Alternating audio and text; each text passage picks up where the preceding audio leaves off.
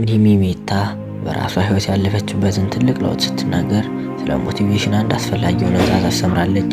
ብዙ ሰዎች አንድ ነገር ለመጀመር ሞቲቬሽን እስኪሰማቸው ይጠብቃሉ።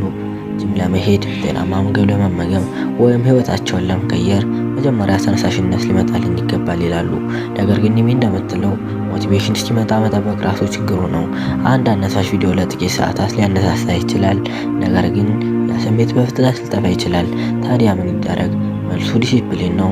ማድረግ የሚገባህን ነገር ለማድረግ ሞቲቬሽን እስኪሰማህ ድረስ አትጠብቅ። ባትወደውም እንኳን ጀምር። አስቸጋሪ ቢሆንም ቀጥል።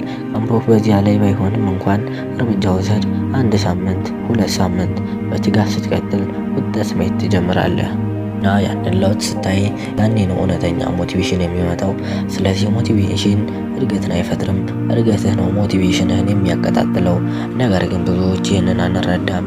ህይወታችንን ለመጀመር ወይም ለመቀየር ሁልጊዜ አንድ ነገር እንጠብቃለን። የሌሎችን ፍቃድ እንጠብቃለን። 10 ኪሎ እስክንቀንስ እንጠብቃለን። ገንዘብ እስኪኖረን እንጠብቃለን። ሁሉም ነገር ፍጹም እስኪሆን እንጠብቃለን። አንዳንዴም የሌሎችን ፍርድ ስለምንፈራ እንጠብቃለን። አንዳንድ ስለምንፈራ እንጠብቃለን። ከምቾት ዞናችን መውጣት ስለማንፈልግ እንጠብቃለን። ኒሚ ግን አንድ ቀላል መልእክት አላት። ጠባቂ አትሁን፣ ፈጣሪ ይሁን። ህይወትህ እንዲቀየር አትጠብቅ፣ ለውጡን አንተ ጀምረው። ኒሚ ራሷን ብዙ ጊዜ ሌሎች እንዴት ይህንን ማድረግ ቻሉ ብላ ትጠይቅ ነበር። እዚያ ግን ራሷን አንድ ጥያቄ ጠየቀች። እኔ ስለምን አልችልም? ጥረት ለማድረግ ፈቃደኛ ከሆነች፣ የሚያስፈልጋትን ክህሎት ከተማረች፣ ልምድ ካገኘች፣ እሷም የምትፈልገውን ነገር መፍጠር እንደምትችል ከተረዳች። ብዙ ሰዎች ግን አንድ አስማታዊ ጊዜ እስኪመጣ ይጠብቃሉ። አንድ ሰው እስኪያረጋግጥላቸው ይጠብቃሉ። እድል ከሰማይ እስኪወርድ ይጠብቃሉ። ነገር ግን ኒሚ የምትለው ወደ ምትፈልገው ህይወት እንደደረስክ አስበህ መኖር ጀምር የሚል ነው።